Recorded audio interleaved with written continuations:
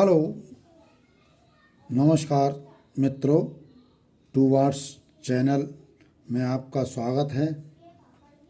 Welcome to Watts Education. आपका स्वागत है, अभिनंदन है। यदि आप टीजीटी का सिलेबस, टीजीटी का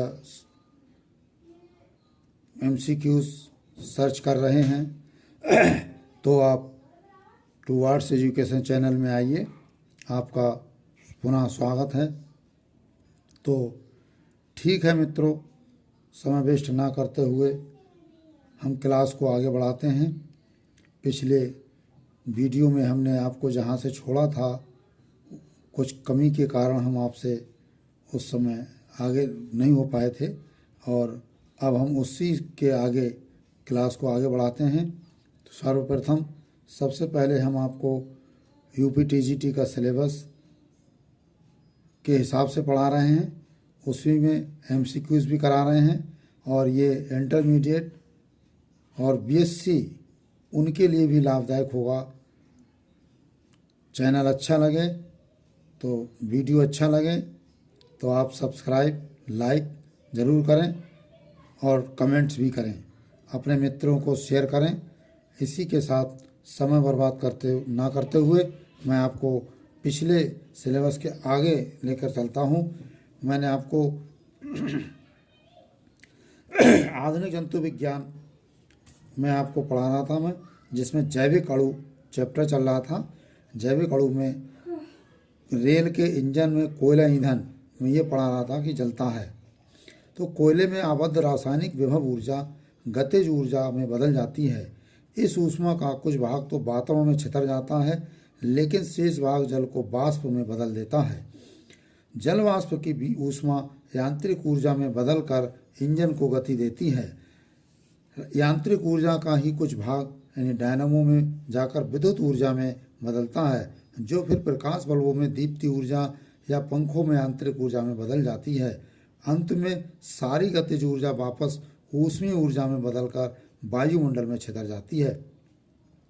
माचिस की तीली जलाइए आप, ठीक है, तो देखेंगे मसाले में संचित रासायनिक विभव ऊर्जा थी, गतिज दीप्ति और फिर ऊष्मीय ऊर्जा में बदलकर वायुमंडल में वो छितर जाती है। सौर ऊर्जा तथा प्रकाश संश्लेषण बहुत इम्पोर्टेंट टॉपिक है। Solar energy and photosynthesis. पृथ्वी पर ऊर्जा के रूपांतरण की सबसे उत्कृष्ट एवं महत्वपूर्ण उदाहरण हमें हरे पादप में होने वाले प्रकाश संश्लेषण में से मिलती है। सूर्य प्रकाश में गतिज ऊर्जा होती है। हरे पौधों में उपस्थित पर्णहरिम या क्लोरोफिल नामक रंगा पदार्थ के प्रत्येक अणु के एक घटक परमाणु में सूर्य प्रकाश की ऊर्जा एक इलेक्ट्रॉन को इसके। तो साथियों, मैं आपको सौर ऊर्जा प्रकाश संश्लेषण के बारे में बता रहा था कि सौर ऊर्जा यानी प्रकाश ऊर्जा एक इलेक्ट्रॉन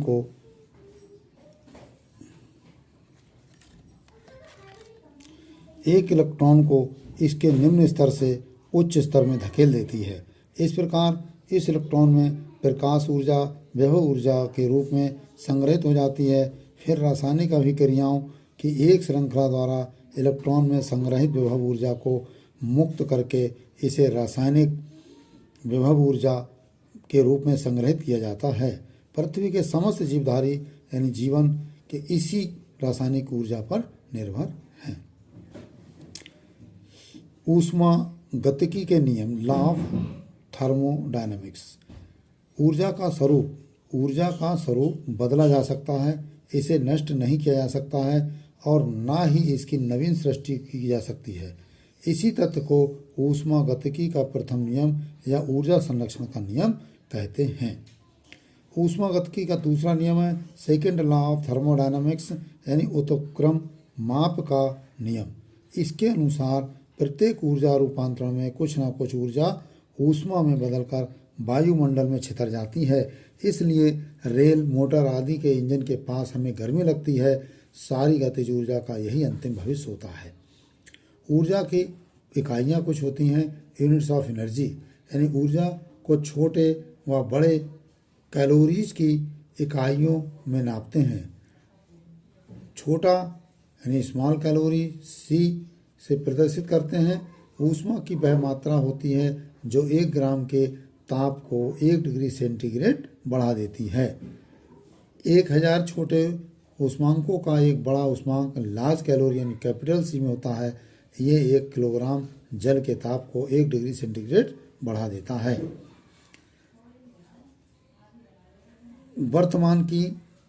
वर्तमान पृथ्वी का पदार्थ यानी मैटर ऑफ प्रेजेंट अर्थ क्या होता है? ये पृथ्वी की स्वतंत्र एवं परमाणुीय इकाइयाँ जैसे प्रोटॉन्स, न्यूट्रॉन्स, इलेक्ट्रॉन्स पृथ्वी पर तो नहीं हैं। ये पृथ्वी पर आपको डायरेक्ट कहीं मिलते हैं? कहीं नहीं मिलते डायरेक्ट, तो कहाँ मिलते हैं? परंतु ब्रह्मांड के अन्य अधिकांश नक्षत्रों में उपस्थित हैं और इन नक्षत्रों में इन इकाइयों को फ्यूजन से पदार्थ के परमाणु यानी एटम बनते रहते हैं। यद्यपि पदार्थ का प्रारंभ आज से लगभग 4.6 अरब वर्ष पूर्व विभिन्न प्रकार के स्वतंत्र परमाणुओं के एक ज्वलित कहता तापमान उसका 5000 डिग्री से 6000 डिग्री सेंटीग्रेड गैसीय पिंड से हुआ था। परंतु वर्तमान पृथ्वी के पदार्थ में स्वतंत्र परमाणु भी नहीं पाए जाते हैं, क्योंकि सारे परमाणुओं ने अपने अपने तत्वों को अणु विभिन्न प्रकार के परमाणुओं ने परस्पर संयोजित होकर अनेक प्रकार के यौगिक कंपाउंड्स अणु बना रखे हैं।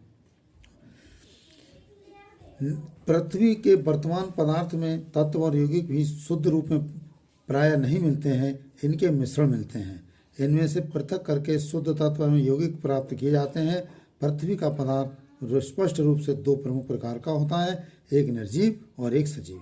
अब पृथ्वी का जो निर्जीव पदार्थ है वो क्या है कि पृथ्वी के निर्जीव पदार्थ में वैज्ञानिकों को ज्ञात सारे 92 तत्व कहीं नहीं पाए जाते हैं, परंतु समस्त निर्जीव पदार्थों का लगभग 95 यानी 95% केवल 8 तत्वों जैसे ऑक्सीजन, सिलिकॉन, एल्युमिनियम, लौह, आयरन, कैल्शियम, सोडियम और पोटेशियम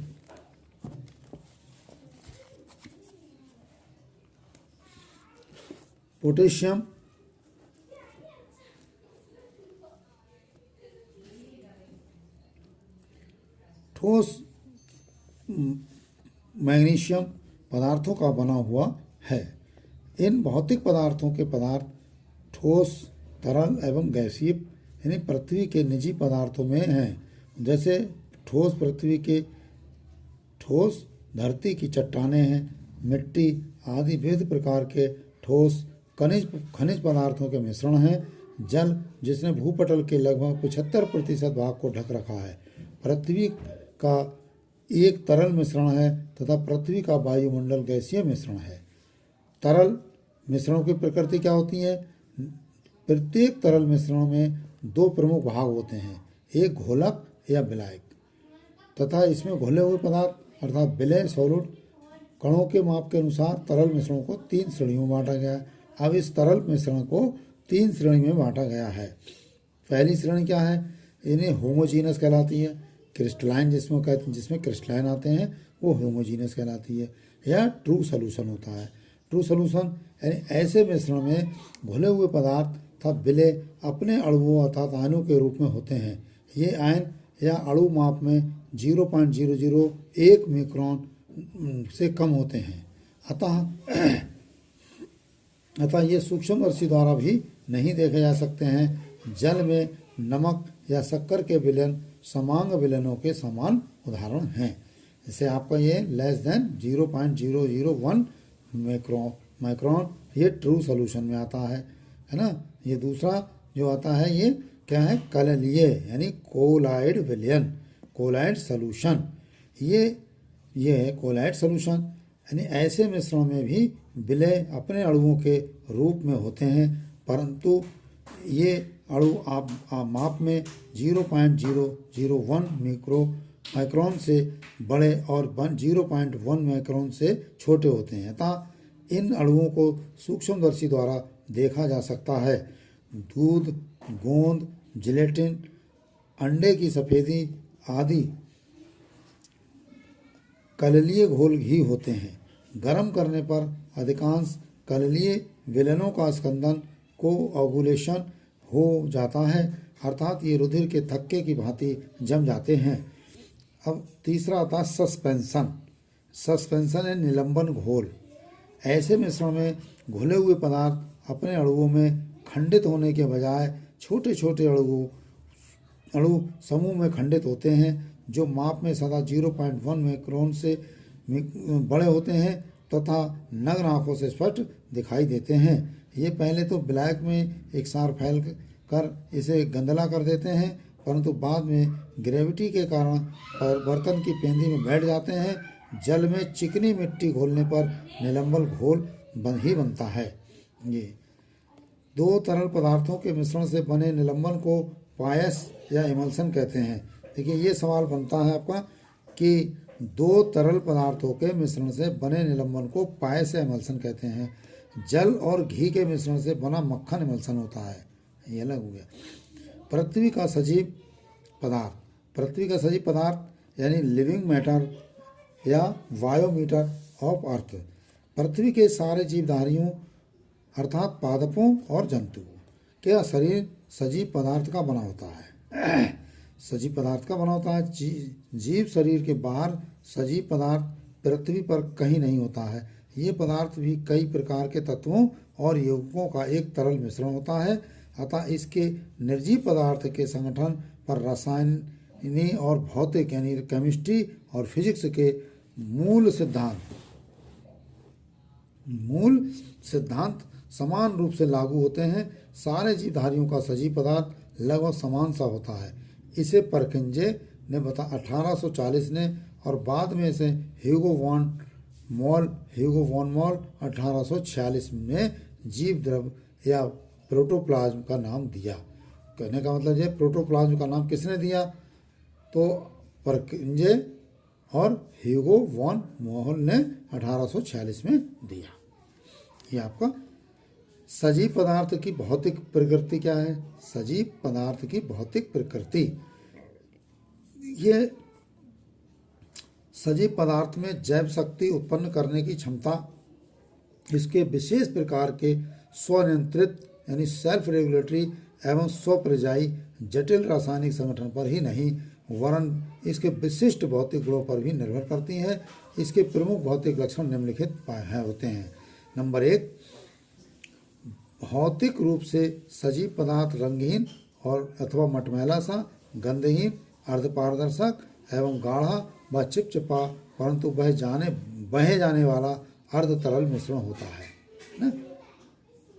साधारण सूक्ष्मदर्शी से सजीव पदार्थ यानी तंतुकमय, कणमय, जालमय, झागदार दिखाई दे सकते हैं, परंतु फिशर 1894 और हार्डी 1899 के कोलाइड मत के अनुसार ये मूलतः एक ऐसा असमरूपी अर्थात विषमंगी यानी हेट्रोजिनस कणमय पदार्थ होता है, फाइब्रिलर ग्रेनुलर होता है, जो विभिन्न अवस्थाओं में विभिन्न प्रकार का दिखाई देता है। ये आपका रेटिकुलर है, ये आपका फाइब्रिलर है और ये आपका ग्रेनुलर है और ये आपका एवुलर है, जिन इसमें झाग जैसे हैं। इसमें जल घोलक या विलायक सॉल्वेंट होता है तथा अन्य किसी यौगिक विलय सॉल्यूट्स में नहीं होता है। चौथा है कि कुछ विलय लवण, शक्कर, अमीनो अम्ल आदि सजीव पदार्थ के जल में समांग अर्थात क्रिस्टलीय विलयन बनाते हैं। कुछ निलंबन, सस्पेंशन और कुछ इमल्सन, लेकिन अधिकांश विलय कोलाइड कणों में इस प्रकार के रूप में होते हैं। इस प्रकार जीव पदार्थ पृथ्वी पर उपस्थित जटिलतम क्रिस्टलों कोलाइड मिश्रण है। इसे मिश्रणों का मिश्रण कहना अधिक सही रहता है। अगला है कि मुख्यतः कोलाइडियल तंत्र होने के कारण सजीव पदार्थ दो भौतिक दशाओं में बदलता रहता है, अपेक्षाकृत तरल यानी सॉल्व की दशा एवं गोंद सरेस जैसी गाढ़ी जेल यानी दशा।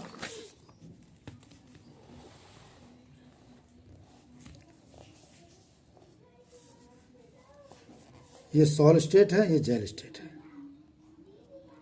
जीव पदार्थ का रासायनिक संयोजन देखिए आप।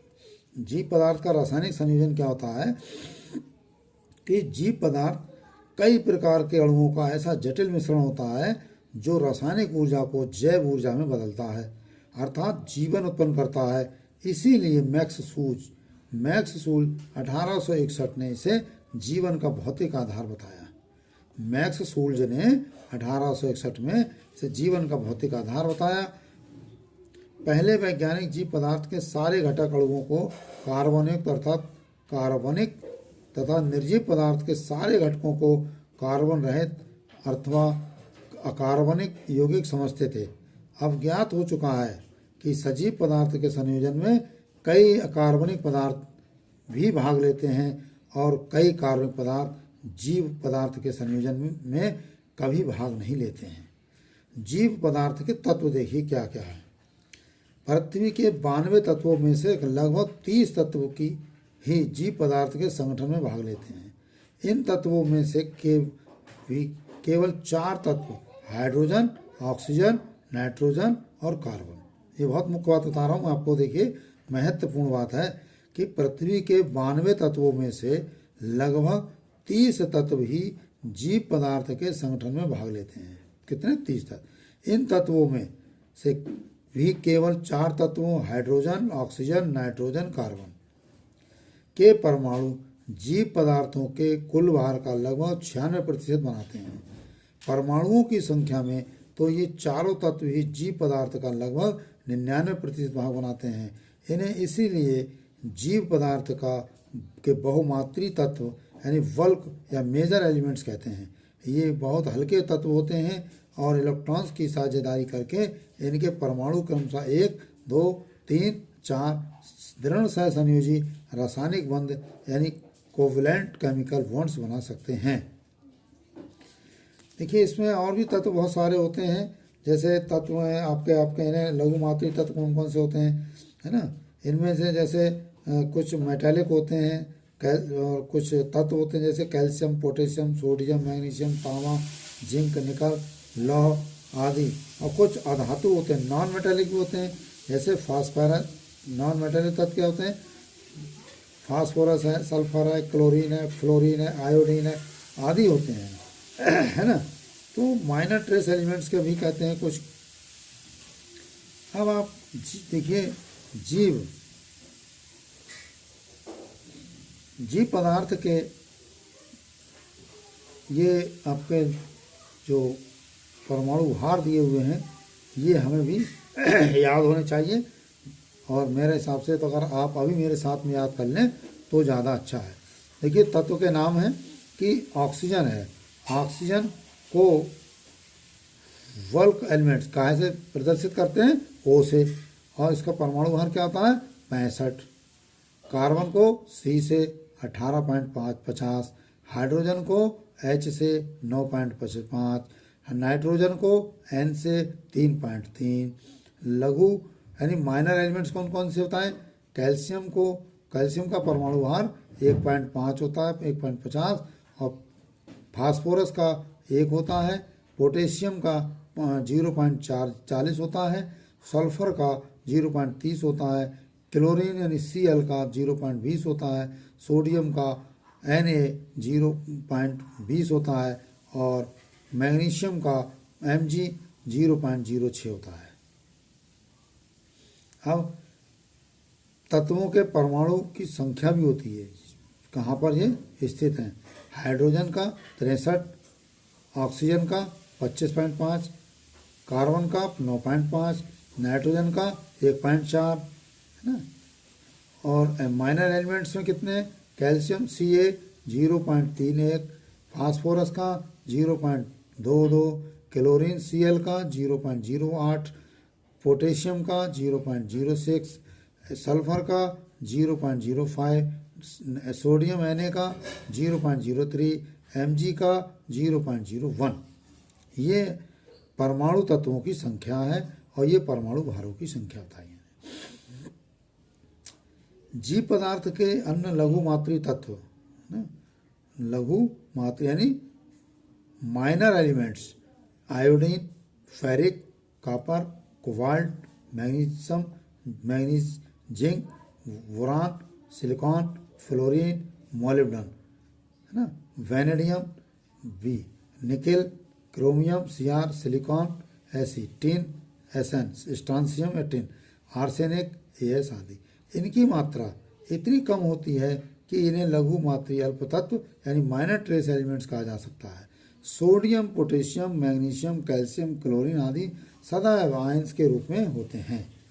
ये बहुत महत्वपूर्ण है। इनका कार्बन और oxygen, hydrogen, nitrogen, calcium, phosphate, potassium, sulphur, chlorine, sodium, magnesium, इनका प्रयोग आपको पूरे जीव विज्ञान में और रासायनिक विज्ञान में इनका प्रयोग मिलेगा। ये जरूर इनका परमाणु भार और परमाणु तत्वों की संख्या जरूर याद कर लेना चाहिए। ये हाई स्कूल और इंटर वालों के लिए महत्वपूर्ण होता है, बीएससी वालों के लिए महत्वपूर्ण होता है और टीजीटी के लिए भी ये महत्वपूर्ण होता है। कभी कभी ये सवालों में पूछ लिया जाता है। तो अब आगे है कि जीव पदार्थ के अणु या जैविक अणु। जीव पदार्थ के अणु या जैविक अणु कौन कौन से होते हैं? मॉलिक्यूल्स एंड प्रोटोप्लाज्म और बायोमॉलिक्यूल्स।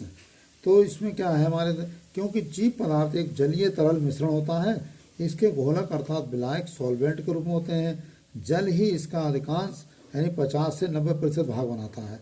इस जल में घुले हुए 99% जो सैल्यूट होते हैं विलय ऐसे अणु होते हैं जिनका प्रमुख भाग कार्बन परमाणुओं का बना होता है। इसीलिए इन यौगिकों को कार्बनिक यौगिक यानी ऑर्गेनिक कंपाउंड्स और इनके अध्ययन को कार्बनिक रसायन यानी कहते हैं। जीव पदार्थ के अणु बायोमॉलिक्यूल्स के अध्ययन को जैव रसायन कहते हैं। इन सब अणुओं में हाइड्रोजन तथा ऑक्सीजन के परमाणु भी कार्बन परमाणु से जुड़े होते हैं।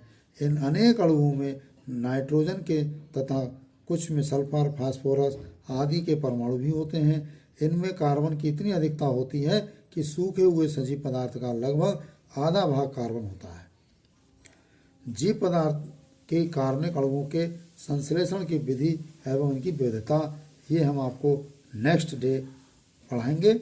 नेक्स्ट डे में क्लास लेंगे तो आपको पढ़ाएंगे जीव पदार्थ के कार्बनिक अणुओं के संश्लेषण की विधि और इनकी विविधता।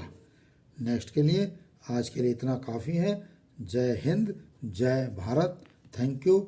और मैसेज कि आपको वीडियो पसंद आए तो आप लाइक, शेयर, सब्सक्राइब कर लें और शेयर भी करें, मित्रों को बताएं। उसके साथ जय भीम, जय हिंद, जय भारत।